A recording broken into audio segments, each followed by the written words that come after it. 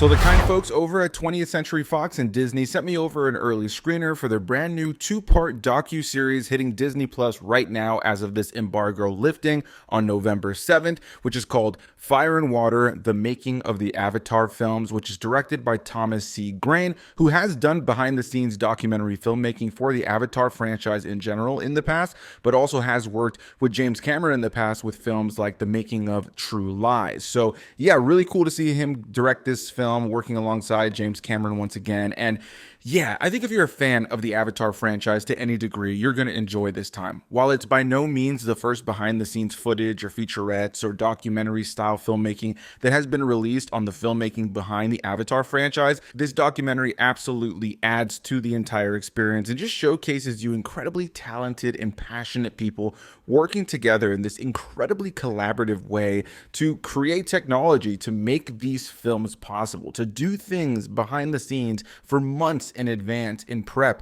to get this film to where it needed to be. And this film in particular focuses on the sequel Way of Water as well as the upcoming film Fire and Ash. There is a little bit of a featurette that kind of teases Fire and Ash. They make it seem like there is going to be a little bit more of that in this documentary than there actually is. It is a lot more about Way of Water than not, but the film does touch on the notion that they kind of chose to spend so much time with this film and really taking it to the next level after the first film in order to already kind of know what they needed to do for the films that are to come. And I think one of the greatest parts about this entire documentary is seeing James Cameron at the top of it all, at the center of it all, working alongside all of these incredibly collaborative people and, you know, being this idea man who was able to inspire these incredibly talented people to push their efforts, to push their talents to the next level, whether it be the people that are creating like these ginormous tanks for him or these rigs or these weapons and these different sets, or the actors. It's really awesome to see all the different things the actors had to go through in order to film something like Way of Water. And just in general, I think if you're a fan of filmmaking and you're a cinephile in that way,